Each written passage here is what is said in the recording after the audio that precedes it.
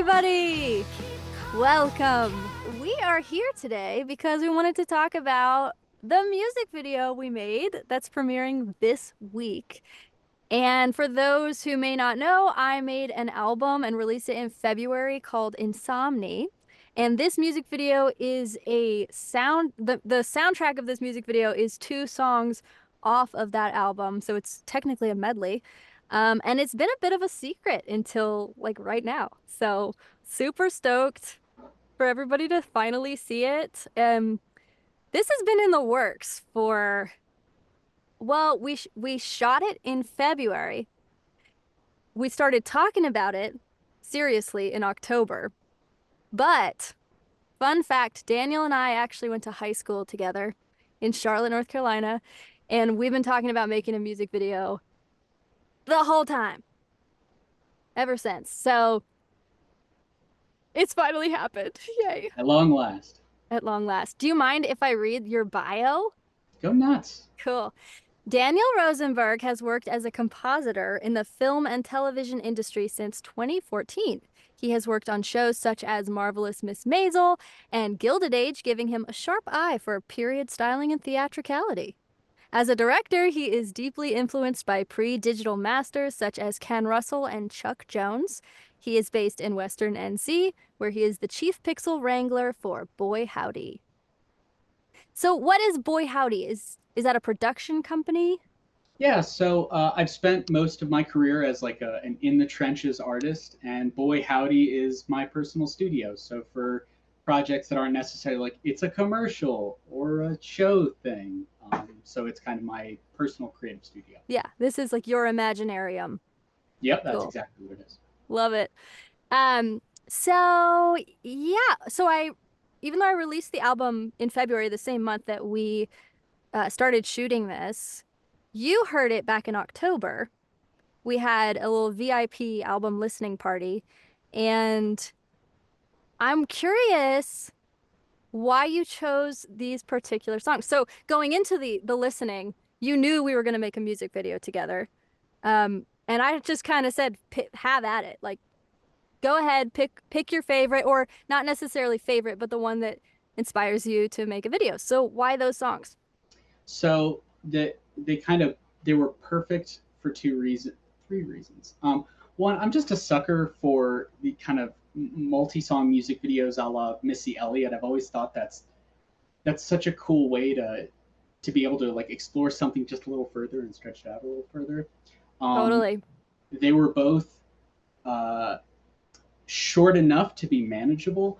Every frame counts. So the final runtime for this is just over 3 minutes, which felt like a chunk that we could kind of manage. And then more than anything, just their theatricality and the kind of the way that nobody is able to play off of Keep Calm and Carry On, and that because nobody feels so melodramatic, that when you kind of go off for Keep Calm and Carry On, it feels like it's able to like hit that higher spot because you have that contrast. Yes. Yeah, that's so cool. And I love that you picked up on that because it's not a total secret, but because Nobody Knows is a separate song from Keep Calm and Carry On, but they're right next to each other on the album. And you can kind of tell if you're listening closely that they are supposed to go together because I sing the words Nobody Knows several times in the song Keep Calm. So they're like sister songs. But actually, just fun fact, when we were putting the album together, I wasn't sure if I was going to make them one song. So they were almost one song, but they were meant to be. Yeah, they were meant to be together, and you picked up on that. So once you decided that you wanted to work on these songs, do you remember, I don't know if you could even remember this far back because so much has happened, but where did you even begin? So this actually, it goes even a couple months before we had started talking in October. I found this book in a thrift store that was all the photos that the kind of surrealist artist Man Ray took for Harper's Bazaar, the fashion magazine. And I was just like transfixed with it. I wanted to play in that world. It was so interesting to me, and I'd never seen it before. So to have this collection of all this work at once was really inspiring. And then almost the minute that I heard Nobody, I was like, okay, yeah, like let's go. This is it. And I really, as a kind of directorial debut, I wanted to shy away from the feeling that this had to be like the single most original thing, can't reference anything, can't look like anything, because I was looking at the work of some of my heroes, and they wore their influences on their sleeve, and I want to have fun. I want to like play Yeah. around with things that get me excited in art, and we kind of kicked off from there. I love that you're not afraid to do that because you shouldn't be. That's Yeah, that's what we're all inspired. And when you get the sense eventually that if your goal is to make something that is 100% never been seen before, you won't make anything. Like you're not going to finish anything. And totally. I'd like to do stuff. I'd rather Yeah, do stuff than not do stuff. absolutely. Yeah, me too. And I'm glad you're doing stuff. Me too. Um, can you tell us about the film crew? Like, what did each person bring to the project? Who's a part of this?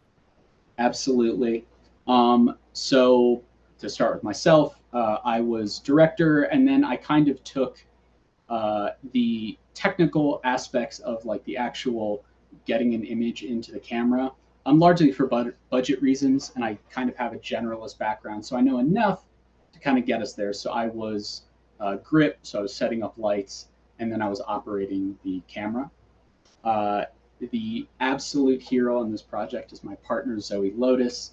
She Woo was the woo, go art Zoe! director, and really what she was able to do is while I was like absolutely underwater with the kind of the gestalt of the whole thing and all of the moving pieces, what she was able to do is to make sure that we set out to make this very intentional and specific thing, and it can be really easy for like practical reasons to kind of lose sight of that as you're trying to wrangle all of these disparate things.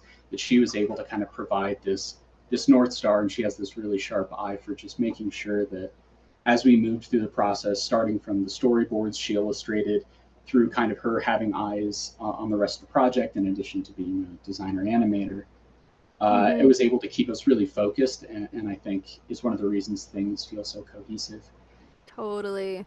The another hero on the project is Victoria Singleton, an incredible costume designer and makeup artist who incredibly when I approached her and I was like, "Hey, I want to do Pierre Cardin. I have no money."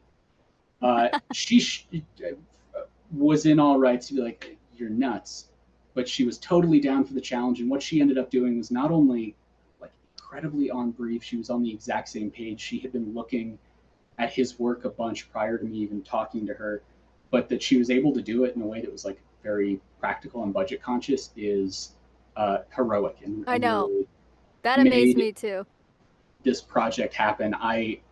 When I set out and I was like, all right, we only have so much money to play with. One of the things that was really important to me that like we do it right was costume and makeup, just because it it really feels like it's the thing that kind of was able to hold everything together. Um, Totally. Yeah. we had the delightful Pat Kotula as first Go and Pat. second AD, who, despite not being necessarily familiar with how this stuff gets made, like absolutely took to it to a fish to water, hugely helpful. Totally. Um, and yourself was really the core crew, which is, I mean, I'm still very impressed and proud and grateful that with such a small team we were able to leverage so much talent and just end up where we ended up. It's really neat. I know. I actually loved that it was such a small team too. Like it felt like Absolutely. we were all really on the same page the whole time, and it was just a crew. It was like a brotherhood. I Well, was really happy to be a part of. that was the spooky thing about this whole project is every time I talked to someone to bring them on or kind of pitch something, it was like, oh yeah, no, like I know exactly what that is. I know what you're going for. Like this was an appropriate fit for Moonbride and for that music, and that everyone just felt uh, gelled creatively, which is Yeah. not the case on every project because this stuff is tough. Yeah, that's how I felt too. There were so many moments in the making of this where I kept saying it felt like the red carpet was getting rolled out in front of me because things just kept happening that made sense and were completely effortless. Like from our very first conversation, just talking about references and things that we both liked. We were on the same page. And I remember when we were having a prop meeting with Victoria and Zoe, and I think, was it a microphone? We were like, yeah, if only we could get our hands on like a vintage microphone. And Victoria doesn't even have to get up out of her seat. And she's like, you mean like this? It's the right color, the right. I mean, it's like Perfect. spooky, spooky. So So her husband collects vintage microphones, turns out. Daniel, Da shout out, Daniel number two also helped us on the last day. He was great. super helpful. Um, yeah, so yeah, that's everybody. So we just in case I forget to say this, we recorded this in Charlotte in North Davidson, NODA at the NODA Art House, and they were great. They were Um, great. Seriously, it's the fact that we were able to get a space that was secure, that we could do a multi-day shoot, and like we could have our stuff set up. But they already had, these kind of sets built out that we could then enhance through our own art department and visual effects. Uh, it was exactly what we needed when we needed it, at a rate that we could actually handle, which is incredible. yeah, that was just another, just add that to the list of Yeah, amazing absolutely. things. Was there anything that surprised you about the process? Anything that surprised me about the process? I just I was, and they were, we shot for long days, and I kind of my experience in the entertainment industry on jobs is that they can be really high stress, and Mhm. I was wearing a bunch of hats. I was worried that I was just kind of going to be a mess and it was going to be stressful, and I, because of the all of the talent we had on set, because of all of the effort we put into pre-production, it felt pretty breezy for the tools Yeah. we had available to us. I'm pleased. I'm Yeah. very pleased. And I remember you saying with music videos, typically they get done in one day, but we had the luxury, if you want to call it that, of 3 days of recording. So even though we still packed those 3 days and still didn't get to everything we wanted to do, it wasn't quite as stressful. Thank Yeah, good. Thank yeah, goodness.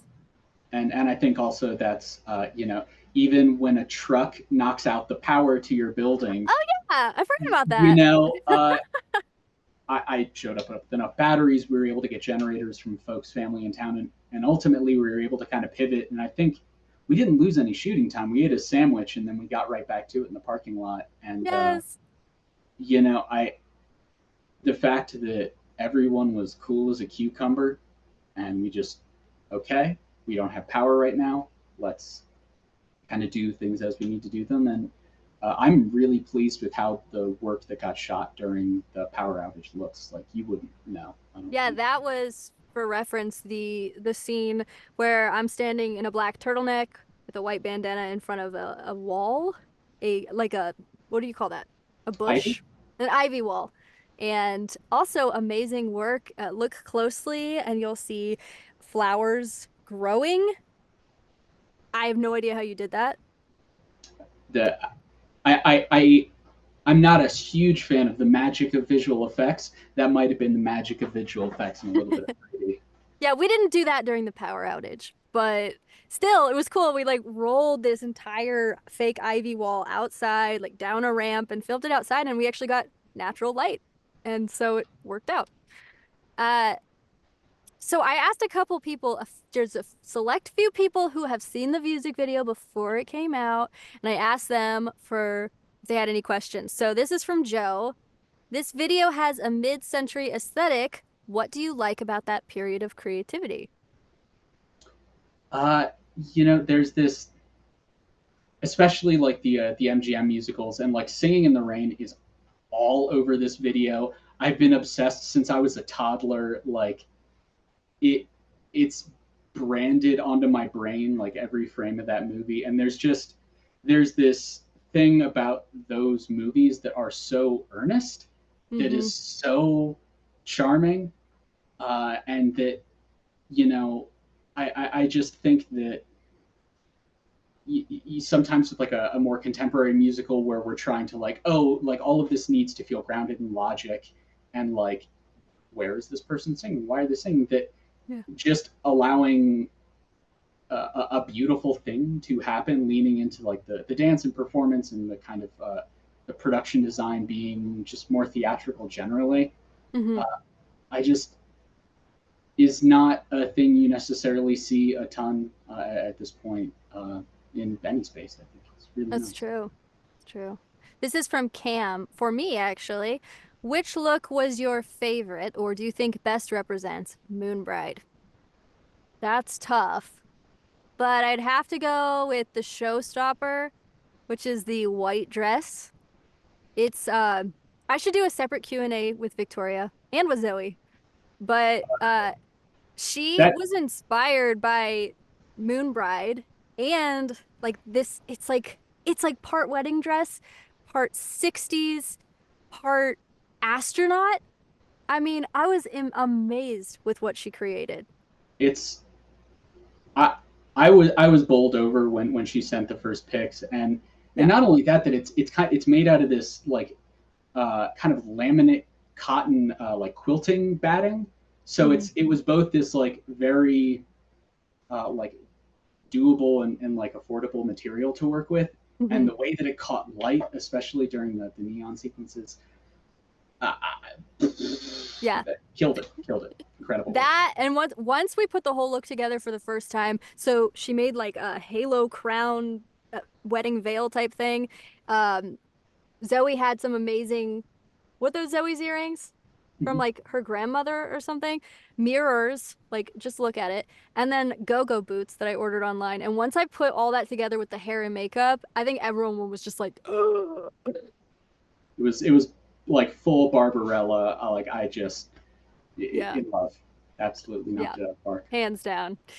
And we have one more question. So this is another one from Cam. Also along with costumes and props, were they all planned in advance, or was there anything that was decided spur of the moment? Uh, Zoe came in with a pretty clear idea of what she was looking for. She's got a great eye for specificity. Hmm. We brought extra options, but I think for the most part, you know, the the intention of being intentional, of just really trying to like actively make decisions and not necessarily let things happen by chance. Uh, Hmm. I think is really, it's really clear in the art department specifically. There's a lot of really good, really specific choices. Yeah, that's another thing that's something I wouldn't say that surprised me about the process, or maybe it did, just how incredibly curated the whole thing was. Just what a vision you and Zoe had from the very start. Really, not a lot of it was improvised. No, and like I'm definitely like as a person who makes stuff, like I love a happy accident, and Hmm. I think there's a place for improvising, but especially in like in what feels like a creative landscape with like generative imaging just kind of being like, I don't know, I threw in a prompt and let's see what happens, to make something where we're really trying to be specific about details, about like what periods we want to hit. Um, if I'm proud of anything, I really feel like we hit that.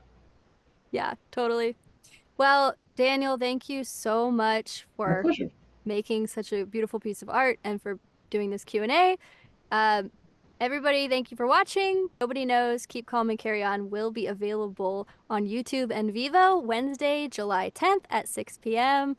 We'll link to it in the description, and we hope you love it.